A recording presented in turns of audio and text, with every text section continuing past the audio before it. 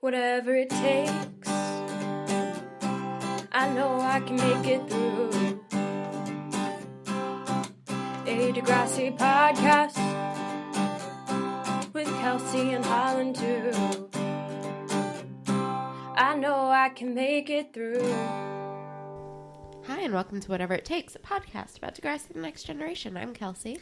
And I'm Holland. And today we are talking about Season 11, Episodes 42 and 43, Hollaback Girl. And Kelsey, will you please read us the YouTube summary? Sure. Me and my still congested voice. Doing great.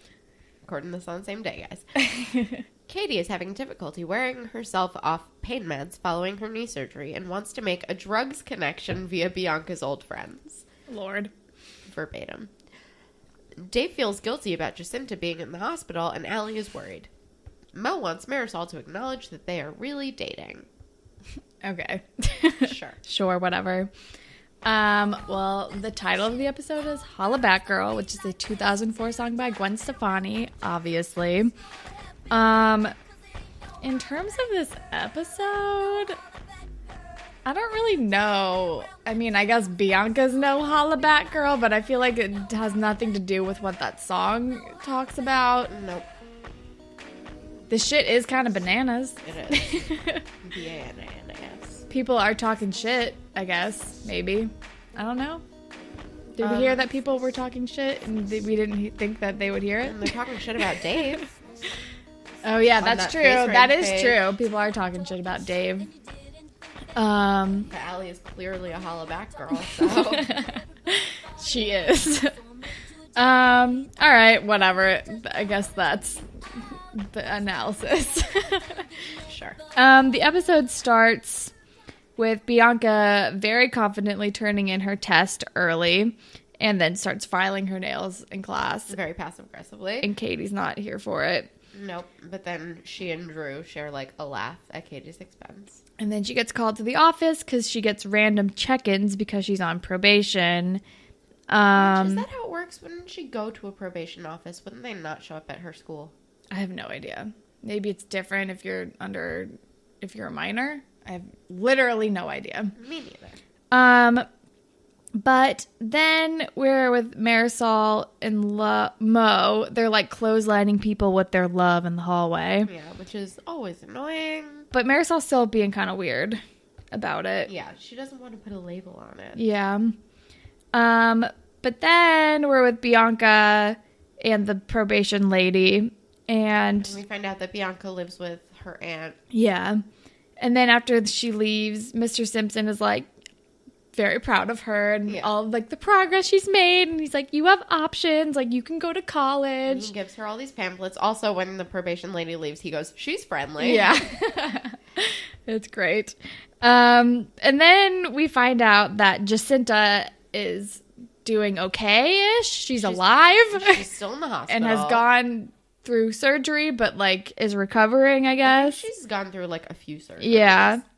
And then Dave wants to go visit, and Allie's being really weird. Yeah, and she's like all weird and jealous about it. I'm like, she literally got hit by a car while Dave was there, and like she ran away because she was running away from Dave. Like, I think it's like I think he should go visit her and talk to her. Like, why are you being weird and jealous about this? Allie sometimes really sucks. She does.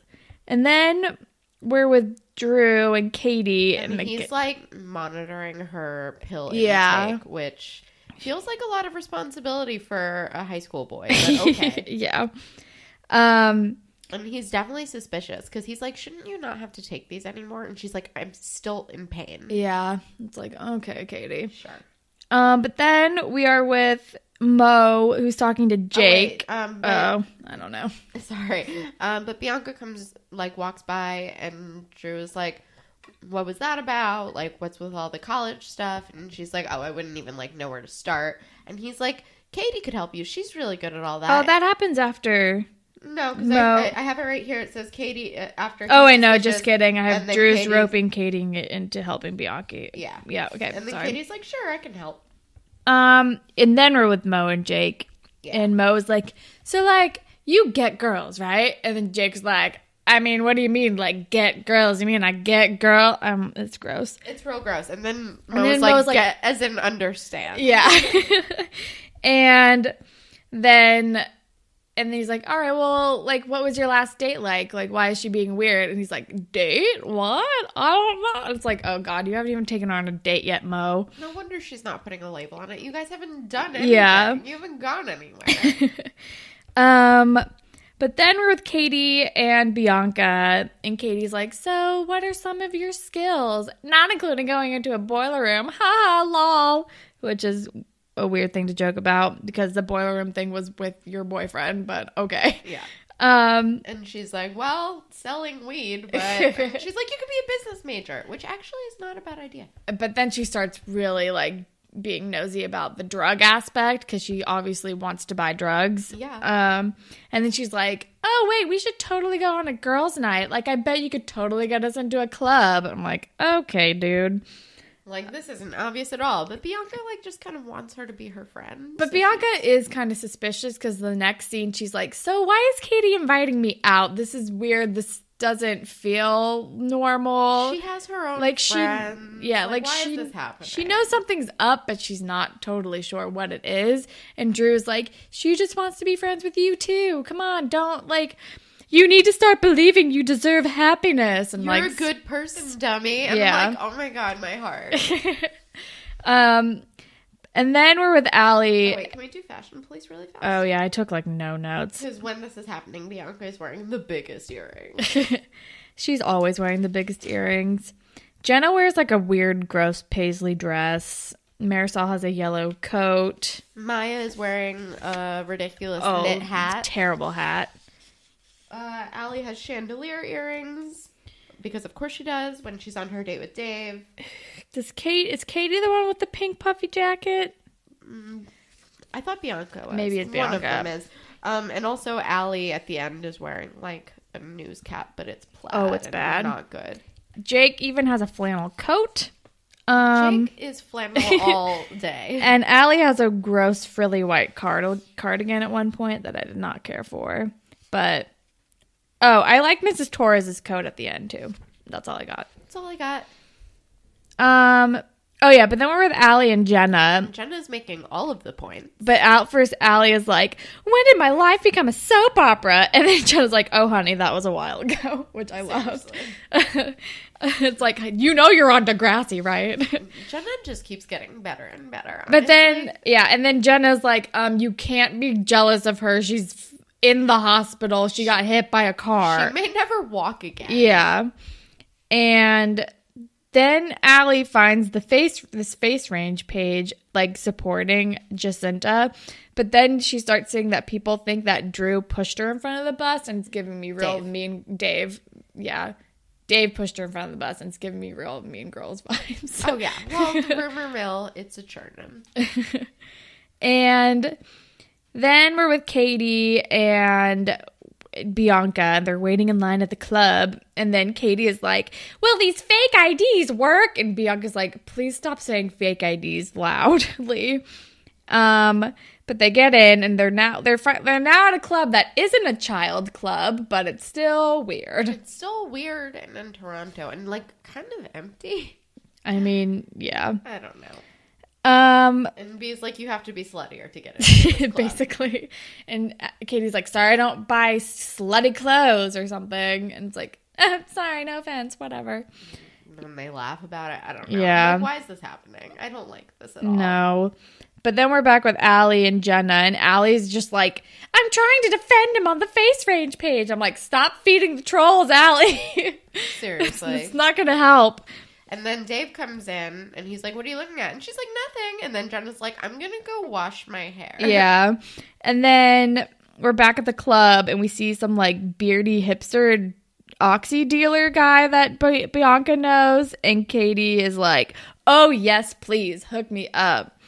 And then Bianca finds out that, like, she bought drugs off the guy and is like, are you kidding me? Like, I'm going to get blamed for this. Like, don't do this. What are you doing? And Katie's like, it'll be fine, whatever. And she's being all selfish and privileged and annoying. And it's she's not... like, my knee still hurts, but now that I took some Oxy, I'm feeling better. Let's go dance. Pinky swear you won't tell. I'm like, It's fuck so annoying. you, Katie. Because it's like, this obviously is going to fall back on Bianca. And Bianca's on probation. Like, girl. Anyway, then we're with Marisol and Mo at the Dot. Marisol did not realize that this was a date. Yeah, he's like holding out her chair for her, and he bought her a latte or something. And he's like, so what do you think of our first date? And Marisol's like, oh great, I'm so excited for it. What are we gonna do? And Mo's like, and he like straight like Mrs. Doubtfire style, like looks at a newspaper and sees like that Toronto Needle Tower, whatever the fuck that's called. I don't know what it's called. I don't know. And it's like, we're gonna go climb that tower. And then have a romantic dinner. Which, like, honestly, if I was in high school and a boy took me out to and like paid for my latte, I'd be like, cool, this is a date. Yeah. I'm like, I don't want to do like, I don't want to climb thing. I don't want to do a physical activity on my first date. Are you kidding me? Although I did once go on a running date. That's so weird. As my second date with this guy. Okay, well, second date. It was a second date. I still don't know if I would want to do that, but it's like, it would be weird if it were the first date. It was a pretty good date, actually. I don't know. He was fun. He was boring, but like, that's why we went on a running date. Scaling a tower? I think that you like ride an elevator. I don't think you actually walk up it. Yeah, I don't know. But they're going to be like in a harness. I don't think they're going to be climbing it, but they're going to be like, I think it's that thing, like, it's like similar to like when you're in Sydney and you like climb that bridge thing. I don't know. You're strapped in. I don't know. I personally would not want to do that. No, but again, high school Kelsey would have been thrilled to have a boy pay for a latte. Yeah. Like, if I went to the movies with one of, like, the guys that I dated in high school. Totally. I was lucky if they just paid for themselves and snuck me in a back door, which, by the way, happened many times. Oh my god. That's so high school. I know. We had a system. My one ex and I had a system of how to sneak into movies. Oh my god. It was dumb. It was extremely dumb. But then Mo just like digs himself into a hole and now has to plan this like elaborate date. And then we're back at the club and Katie's now dancing with the bearded drug dealer man, like fully like grinding, doing the whole thing, and is fully high, and Bianca, and just like using Bianca, and she's Bianca like, "You're my right connect, B." Yeah, but she says it real shitty. Yeah, and then she like takes her away and brings her home, and I think this is when she's like, "You're my connect, B," and she's like, "You don't want to be friends with me at all, la la la," and then she's being all shitty and is like, "Yeah. You've been waiting for me to fall, like, so you can swoop it and steal Drew from me," and it's ridiculous. It is ridiculous. My only note on that is Katie is high and mean. Yeah, she's really mean. And then Bianca, like, douses her with water, and then Maya comes in, and she's like, "Your sister took a bunch of Oxycontin, so you might want to wake up mommy and daddy, okay?" And then bounces. Good call. Which is great. And then we're with Allie and Dave, and she breaks the news about this face range page. And she will not stop pushing him. Like, I understand she's in high school and dealing with, like, any sort of, like, grief or just any sort of trauma situation. Like, having to be, like, a partner for another person who's dealing with something is nuanced and extremely challenging. And, like, especially hard to navigate if you're that young. But she needs to stop pushing. Yeah, and he's like, "I don't want to talk about it. I still feel really guilty. It is my fault that this happened to her. Oh my god, I need to leave. Bye."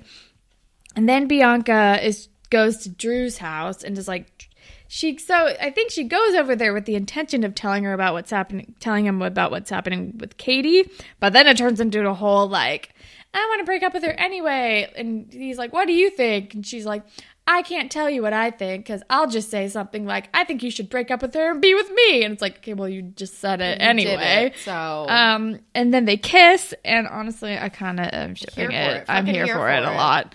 But then she doesn't tell him about the oxy. Yeah, and then but then his mom calls down and she leaves, and then they have like a weird like sliding glass door hand touching weird moment, like, "I'll talk to you later," and then that's the end of part 1.